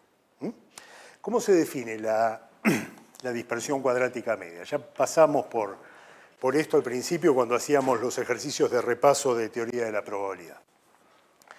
Esto que estoy escribiendo acá como sigma al cuadrado es la varianza, en realidad, ¿cierto? Pero bueno, es más fácil de escribir. La dispersión cuadrática media es la raíz cuadrada, es decir, es el sigma que estoy escribiendo acá. Y estoy hablando justamente de las variaciones de la energía.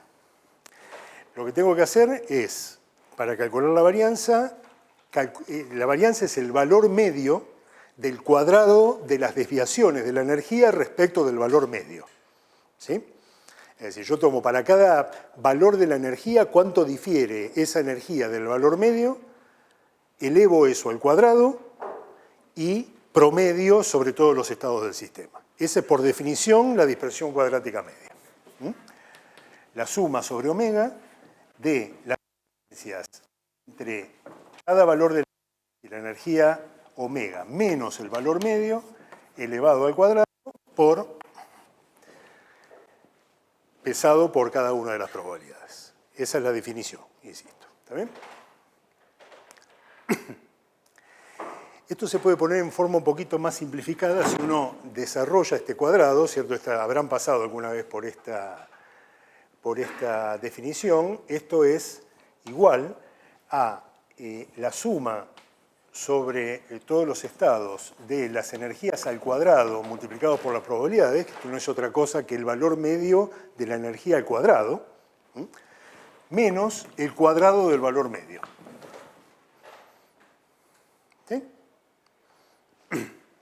Si uno desarrolla, insisto, este cuadrado y hace algunos pases mágicos con los términos que obtiene, termina con esto. ¿Por qué esa cara de dudas, Avellaneda? Ah, bueno, está bien. Después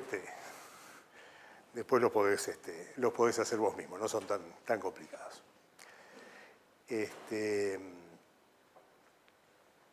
Así que bueno, esta es una expresión y es la expresión que voy a utilizar para calcular la varianza de la energía.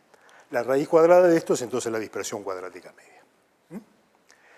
Y para calcular la varianza de la energía lo que voy a hacer es un paso intermedio, que es calcular la derivada de la energía respecto de beta. La derivada de la energía media, es decir, de la que tengo allá arriba, calculada como aquella cosa. ¿Por qué voy a hacer eso? Bueno, va a quedar clarísimo cuando veamos el resultado de hacer esto. Es decir, esto es la derivada respecto de beta de esta expresión de aquí, la suma sobre omega de epsilon omega por la probabilidad de esta, es decir, por e a la menos beta epsilon omega, dividido la función de partición. La voy a escribir abajo, la función de partición.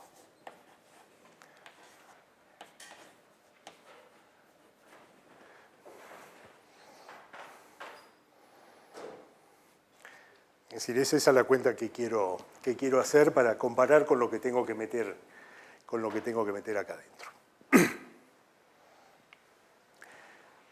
Bueno, acá es medio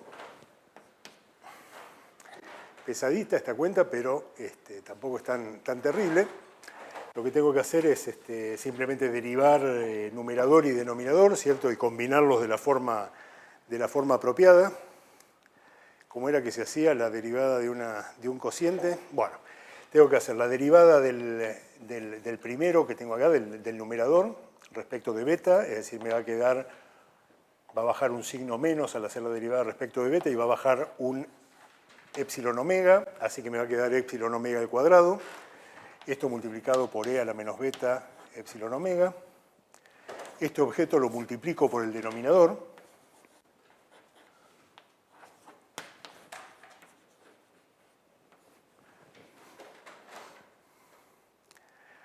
Y ahora lo voy a restar.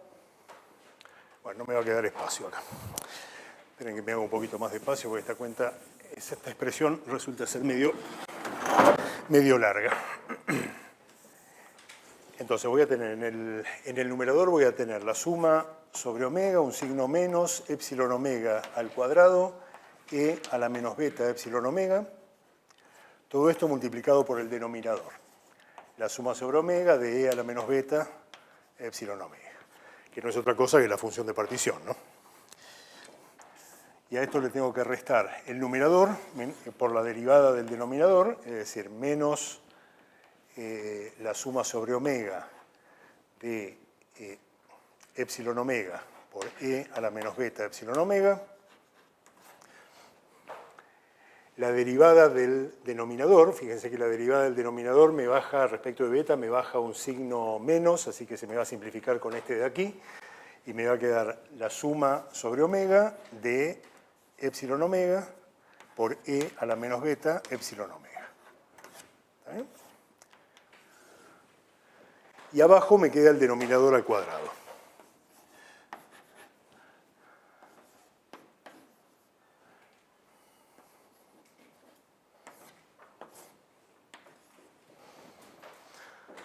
Buah.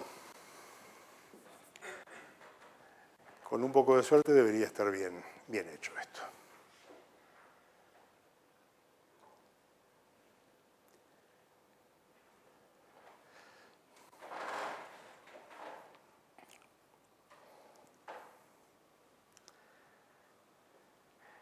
Bueno, veamos estos dos términos por separado.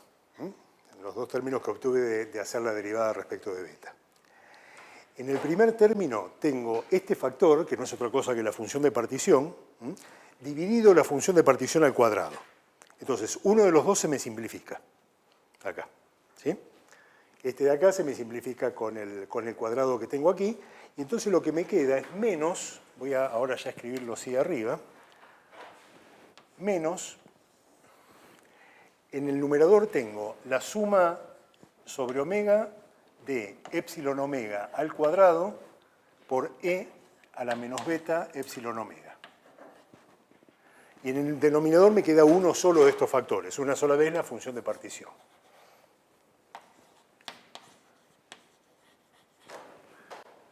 ¿Cierto?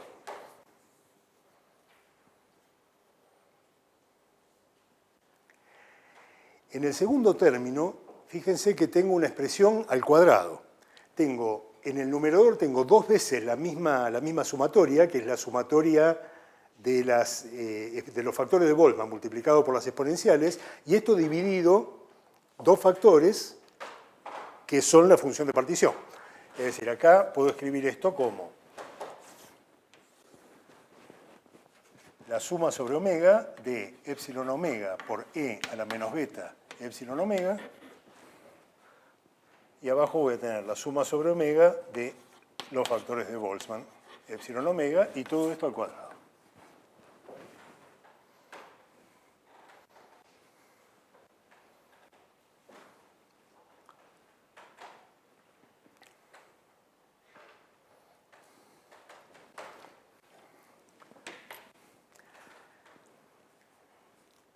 Ahora, fíjense cómo en el primer término lo que me queda multiplicando a cada uno de los epsilon omega en la suma del numerador es el factor de Boltzmann dividido la función de partición.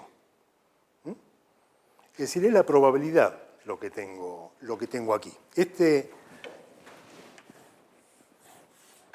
objeto, que está adentro de cada uno de los términos de esta sumatoria, no es otra cosa que la probabilidad del estado omega. Es decir, esta suma coincide con este término que tengo en la varianza. ¿Sí? Acá obviamente hay un signo menos, ¿no? Es decir, acá aparece como positivo, pero acá aparece como negativo. ¿Sí? Y acá en el segundo término pasa algo similar, ¿cierto? Es decir, la exponencial que multiplica la energía aquí, combinada con el denominador, también es la probabilidad.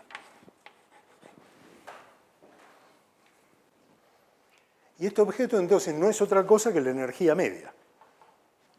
La energía media que está elevada al cuadrado y con el signo cambiado. ¿Sí? En otras palabras, esta cuenta que acabo de hacer acá, la derivada de la energía respecto de beta, es esta varianza cambiada de signo.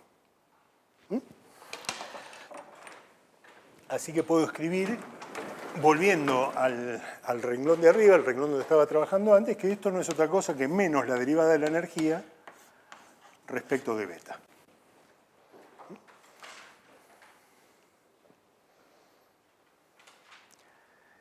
Así que en realidad la varianza en energía sobre el ensamble canónico se puede calcular también en términos de cantidades macroscópicas, ¿cierto? Porque si ahora hacemos la asociación con las cantidades termodinámicas, esto es directamente la derivada de la energía respecto de la inversa de la temperatura. ¿Sí? ¿Con qué estará relacionado una derivada de la energía con la inversa de la temperatura en cuanto a cantidades termodinámicas? Con el calor específico, ¿cierto? Es decir, el calor específico es la derivada de la energía respecto de la temperatura. Acá estoy haciendo la derivada de la energía respecto de la inversa de la temperatura. Pero obviamente las puedo relacionar a esas cantidades, ¿cierto? La derivada de la energía respecto de beta, que es entonces lo que tengo allá, lo puedo escribir como la derivada de la energía respecto de la temperatura por la derivada de la temperatura respecto de beta. ¿No? Teniendo en cuenta que la temperatura es 1 sobre K por beta, es así, ¿no? Sí, es 1 sobre K por beta, entonces esto me va a dar la derivada de la energía respecto de la temperatura, me da el calor específico a volumen constante. ¿Sí? Y la derivada de la temperatura respecto de beta la hago con esta expresión que tengo acá. Me va a quedar 1 sobre K por beta al cuadrado con un signo menos.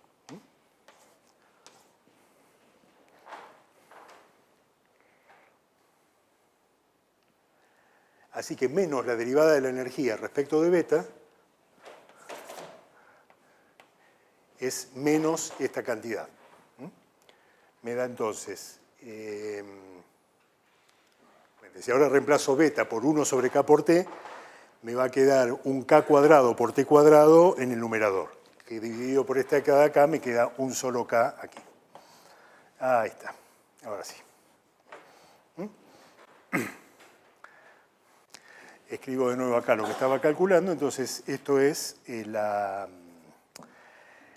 varianza de la energía sobre el ensamble canónico.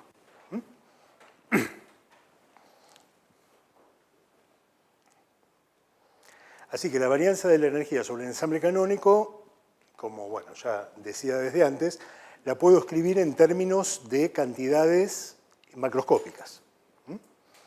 A pesar de que es una propiedad microscópica que en principio justamente no aparece reflejada en los valores medios, como el valor medio de la energía, que es la cantidad que yo asocio con la variable energía termodinámica, la varianza también tiene una expresión en términos de cantidades macroscópicas. ¿Cuál es interesante, ¿no? Porque esto me está diciendo que, de nuevo, midiendo cantidades macroscópicas, yo accedo a una propiedad que en realidad es una propiedad definida a nivel, no diría microscópico, pero sí a nivel estadístico, ¿cierto? Tiene que ver con información que proviene de digamos, de un momento de orden superior de la distribución de probabilidad sobre el ensamble canónico. Y esto tiene su importancia también desde el punto de vista del estudio de las propiedades de los materiales. De esto seguramente se hablará más adelante.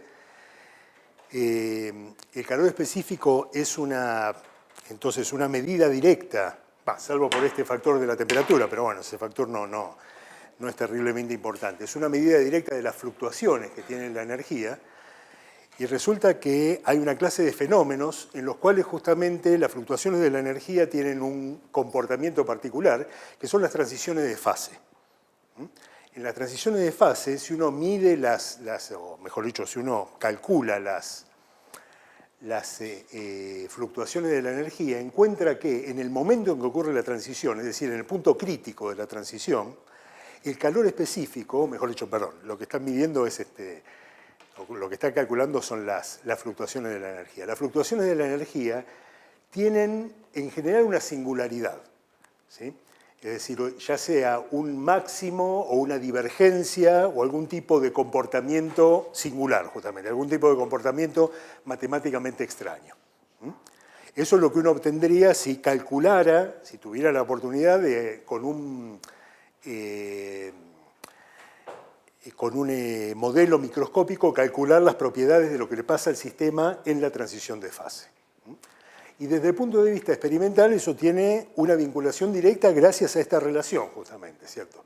Yo puedo detectar la presencia de una transición de fase en un sistema midiendo el calor específico, que de nuevo, espero no decir otra barbaridad experimental, es una cosa relativamente accesible en el laboratorio, ¿cierto? El calor específico. Entonces uno tiene en el laboratorio una medida directa de las fluctuaciones y tiene una clase de fenómenos como son las transiciones de fase, las cuales ya les digo volveremos, y en particular en la parte que va a dar Janina al final del curso. Tenemos entonces una forma directa de experimentalmente detectar transiciones de fase haciendo medidas del calor específico, viendo cuál es el comportamiento del calor específico en la zona donde uno sospecha que su sistema tiene algún tipo de comportamiento crítico, como es el de las transiciones de fase.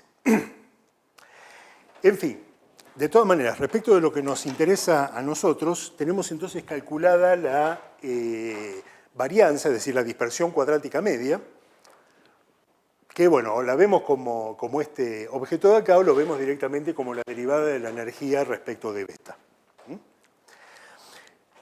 La varianza, entonces, la dispersión cuadrática media, sigma de epsilon, es la raíz cuadrada de este número.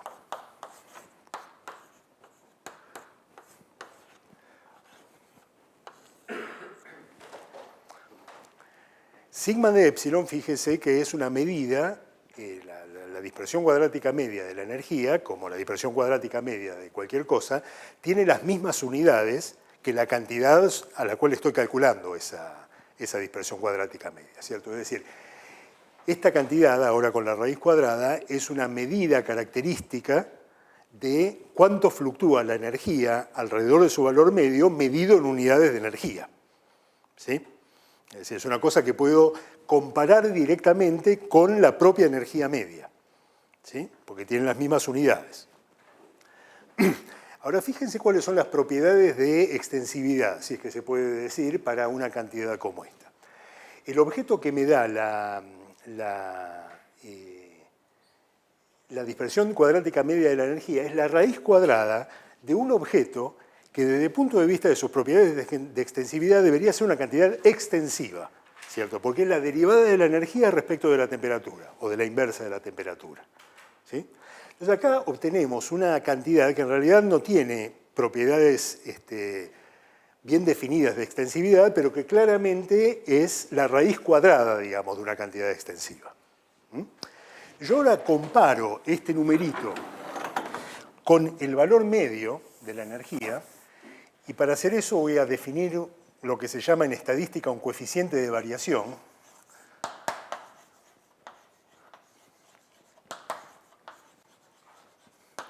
Vamos a denotarlo B sub epsilon, epsilon porque justamente se refiere a la energía, que está dado como la dispersión cuadrática media de la cantidad que me interesa dividido su valor medio, que en nuestro caso es la energía media. Es decir, el coeficiente de variación para la energía lo defino como este cociente. Este numerito es adimensional, ¿cierto? Porque, como decía recién, la dispersión cuadrática media de la energía tiene las mismas unidades que de energía. ¿Esto qué me va a dar? Esto me va a dar 1 sobre la energía por la raíz cuadrada de menos la derivada de la energía respecto de la inversa de la temperatura. O que a través de la relación aquella sería 1 sobre la energía por la raíz cuadrada de K por T cuadrado por el calor específico a volumen constante.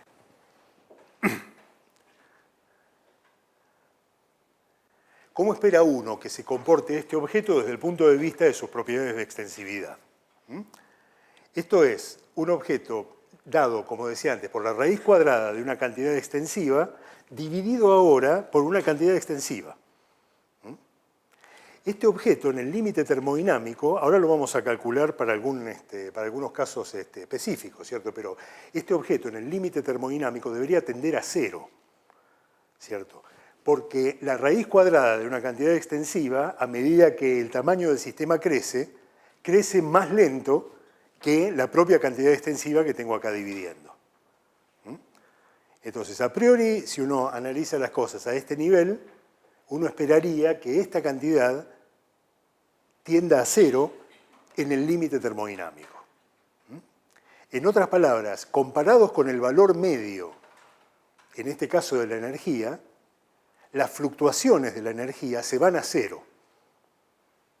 Entonces, si me mantengo dentro del marco de esa comparación, las fluctuaciones comparadas con el valor medio a medida que el sistema se hace cada vez más grande, yo tengo cada vez la energía mejor definida, ¿sí?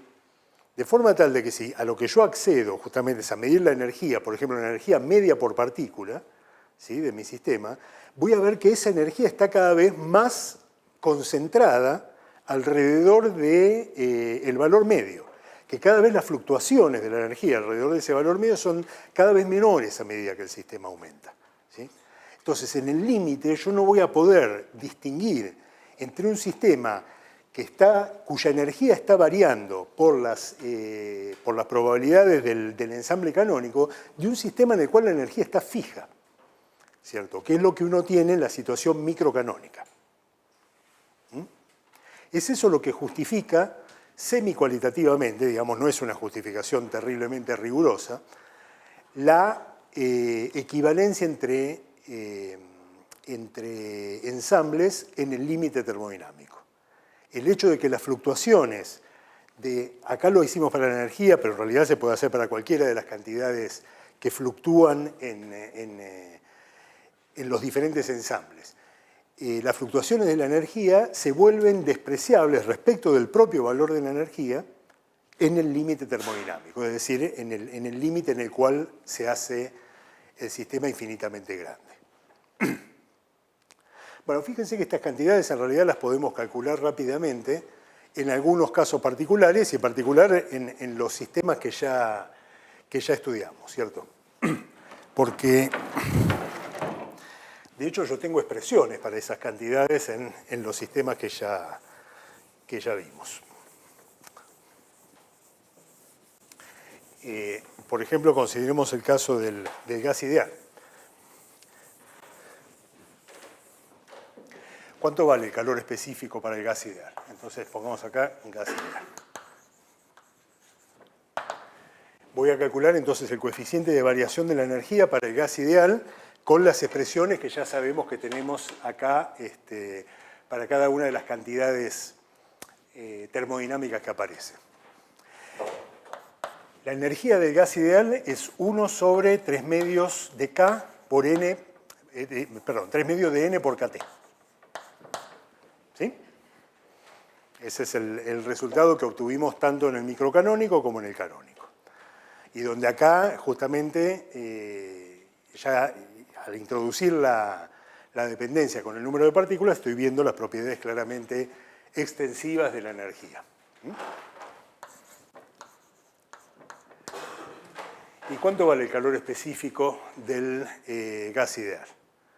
Bueno, es directamente la derivada de la energía respecto de la temperatura, ¿cierto? 3 medios de NK.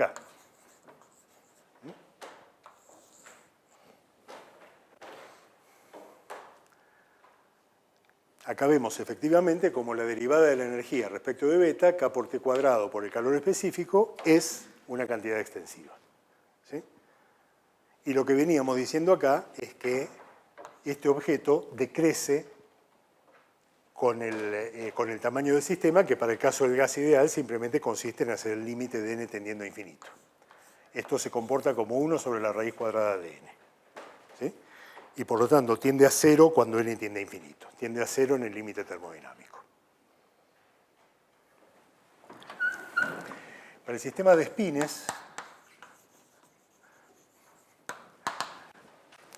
no calculamos el calor específico nosotros, ¿cierto? Simplemente no pasamos por ese paso, pero tenemos todos los elementos para hacerlo, ¿cierto? Porque tenemos la relación entre energía y temperatura, así que directamente habría que hacer la derivada de esa relación y encontrar el calor específico. Metido en aquellas expresiones de acá, puedo calcular el coeficiente de variación y lo escribo directamente. El coeficiente de variación termina siendo, para el sistema de spines, 1 sobre la raíz cuadrada de n por el seno hiperbólico de mu por b sobre k por t. Y de nuevo tenemos explícitamente una dependencia como 1 sobre la raíz cuadrada de n. ¿Sí? Un decaimiento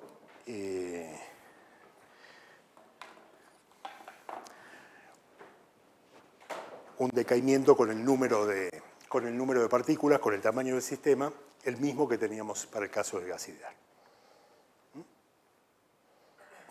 Esta anulación del coeficiente de variación en el límite termodinámico hay que entenderla bien y convencerse bien, ¿cierto?, de que uno está haciendo la medida correcta, ¿cierto?, respecto del comportamiento del sistema en el límite. En el sentido de que nosotros estamos viendo esta tendencia del sistema a enfocarse en la energía, en una energía fija, ¿cierto?, cuando el sistema crece, pero caracterizada como cocientes de dos cosas que en realidad divergen en el límite termodinámico. Una, las variaciones de la dispersión cuadrática media de la energía, y otra, el valor medio de la energía. Lo que pasa es que divergen con distintas velocidades, y es eso lo que hace que el cociente se vaya a cero. ¿Está bien? Pero en el límite termodinámico, estrictamente, ¿cierto?, es decir, en el límite de n tendiendo a infinito, las cantidades que yo mido en el laboratorio, las cantidades a las que tengo acceso experimentalmente, son cantidades divergentes. Tanto el valor medio de la energía como las dispersiones, las variaciones, las fluctuaciones de la energía. Es simplemente la comparación entre las fluctuaciones de la energía y el valor medio de la energía. Y así como ya le digo, como hacemos esto para la energía, se podría hacer para otras cantidades que fluctúan a lo largo de la evolución del sistema o en los diferentes estados a los cuales accede el sistema. No sé qué estaba diciendo, ya no me acuerdo cómo empecé la frase, pero bueno, lo que estaba diciendo es que entonces es en ese sentido, en el sentido de que las fluctuaciones crecen más lento que el valor medio, que uno considera que el sistema está cada vez mejor definido en cuanto a su energía total y que por lo tanto la situación canónica y la situación microcanónica pasan a ser indistinguibles una de la otra. Esta concentración cada vez más definida de la energía a medida que el sistema se hace más grande, también se puede ver si uno mira lo que sería, y utilizando la densidad de estados que introdujimos al final de la hora anterior, si uno se propusiera, por ejemplo, calcular a través de la estadística que estamos haciendo para un sistema en el canónico, cuál es el valor medio de una función de la energía, de una función cualquiera de la energía. Supónganse que yo experimentalmente tengo acceso mediante algún aparato a una cantidad que es función, vamos a ponerle una, no, bueno, esto se va a confundir con la de Helmholtz. Tomamos una función cualquiera de la energía y supónganse que yo quiero calcular el valor medio que espero sobre el ensamble canónico de una función determinada de la energía. ¿Qué cuenta tengo que hacer? La cuenta que tengo que hacer para calcular el valor medio de esa función es simplemente sumar sobre todos los estados el valor de la función multiplicada por la probabilidad que yo espero que tenga esa función. ¿Sí?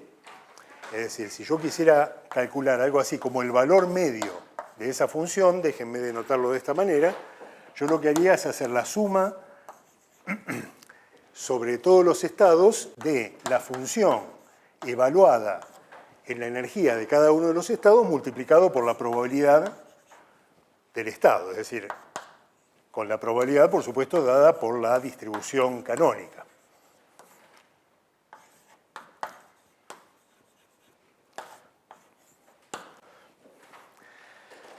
Ahora, nosotros vimos, al final de la clase pasada, cómo hacer para transformar esta suma sobre estados en una integral sobre las energías, ¿cierto? Es decir, hacer una suma sobre estados pasando por una suma sobre las energías, dado que lo que estoy sumando acá sobre cada uno de los estados depende solamente de la energía, tanto a través de esta función como a través de la probabilidad que tenemos aquí. Para hacer eso, lo que tengo que hacer es introducir la densidad de estados. La densidad de estados me permite automáticamente transformar esto en una integral ahora, bueno, lo que es lo mismo, una suma sobre los valores de la energía. Lo que voy a tener que hacer aquí es, entonces, la función que quiero promediar sobre todos los estados, multiplicarla por la densidad de estados, y esto todavía multiplicado por la probabilidad función de la energía.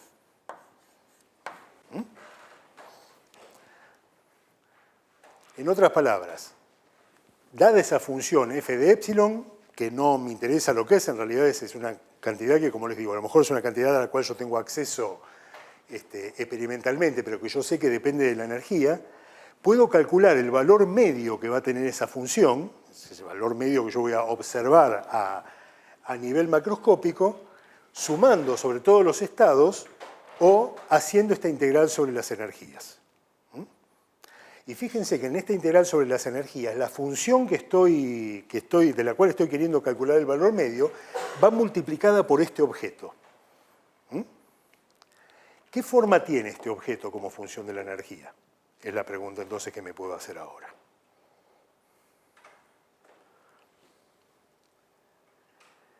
La clase pasada vimos que en cuanto a su dependencia con la energía, esta función, la densidad de estados, va como la energía a la 3n sobre 2 menos 1. Entonces, esta es una función que crece como una potencia de la energía, una potencia que es cada vez más abrupta cuanto más grande es el sistema, cuanto más grande es n, pero que siempre va a estar al final dominada por la exponencial decreciente. ¿Sí? Esta es una función, es un pico, esta función, ¿cierto? Crece primero debido a la potencia esta y después decrece debido a la exponencial. Y si uno mira esta función justamente como función de n, se encuentra con un pico que, por un lado, se va corriendo en el eje de energías, se va corriendo justamente proporcional a n, y por otro lado, su ancho también se va haciendo cada vez más grande, pero creciendo como la raíz cuadrada de n, ¿cierto? Es decir, la función que me pesa a cualquier cantidad de la cual yo estoy queriendo calcular el valor medio en el espacio de las energías, está pesada en este promedio por una función que en términos relativos se va transformando en un pico cada vez más agudo. Si bien tanto su ancho como el lugar del pico crecen, la posición del pico crece mucho más rápido que el ancho. La posición del pico crece justamente como n, mientras que el ancho crece como la raíz cuadrada de n. Todas estas cosas que estoy diciendo obviamente las pueden demostrar ustedes matemáticamente, ¿cierto? Son propiedades elementales de esta función. Y eso es lo que hace que respecto del valor que va a tener la integral esta, es decir, respecto del valor medio que voy a calcular para esta cantidad, yo tengo una situación que cada vez se parece más a una situación en la cual yo tendría una energía fija como única energía posible para mi sistema, ¿sí? En vez de la distribución que está dada por esta función de peso de acá. Concretamente, digamos, haciendo la renormalización apropiada de la variable epsilon, de forma tal de que lo que yo veo no es el valor de la energía, sino más bien el valor medio de la energía, valor medio por partícula, esta función se transforma en un aproximante de la delta de Dirac, ¿cierto? Es decir, es cada vez más parecida a un pico que concentra toda la probabilidad en un valor determinado de la integral, ¿cierto? Está normalizada correctamente, es decir, su integral sobre todas las energías me daría 1, ¿sí? Así que en el límite, estrictamente, si yo normalizo correctamente el eje de energías, yo no puedo distinguir a esta función de una delta de Dirac que me diría, en realidad tu sistema tiene una sola energía posible, ¿sí? que es la energía media, que es el valor macroscópico que yo observo para la energía, ¿sí? Y que por lo tanto no podés distinguir la situación canónica, el cálculo canónico que estás haciendo acá, de lo que sería el cálculo microcanónico en el cual la energía está fija. Y es eso lo que justifica, por lo menos respecto de las variaciones de la energía, la equivalencia entre los resultados macroscópicos que provienen de los dos ensambles. ¿Está bien? Bueno, ¿quedan preguntas o comentarios sobre esto? Bien. El próximo paso que vamos a dar es pasar a sistemas, al equilibrio termodinámico entre sistemas que intercambian partículas. ¿Sí? Es decir, que donde no solo hay intercambio de energía, sino también hay intercambio de partículas. La importancia de ese desarrollo tiene que ver no solo con algunas aplicaciones específicas en las cuales efectivamente uno tiene sistemas en los cuales pasan partículas de un lado a otro, o de sistema a otro, sino que es una herramienta básica para tratar después sistemas de partículas cuánticas. Es decir, sistemas de partículas donde uno no puede ignorar las propiedades cuánticas inherentes al tipo de partículas que uno está considerando. En el caso de intercambio de partículas, como uno puede ir previendo de lo que hicimos al pasar de microcanónico al canónico, nosotros vamos a pasar a otro ensamble, que es el que justamente contempla que el sistema esté no solo en contacto con un baño térmico con el cual intercambia energía, sino que también haya un baño de partículas, ¿cierto? Es decir, un gran sistema con el cual la parte que yo estoy mirando intercambia partículas, ¿sí? Ese es el ensamble que en la escala creciente de ensamble que tenemos hasta ahora se llama el ensamble gran canónico, ¿cierto? Un nombre, de nuevo, no muy feliz, pero bueno, ese es el nombre que tiene. El ensamble que está asociado con los procesos de intercambio de partículas. Vamos a calcular dentro de ese ensamble la gran función de partición que nos va a permitir obtener grandes resultados en cuanto a las propiedades termodinámicas de estos sistemas.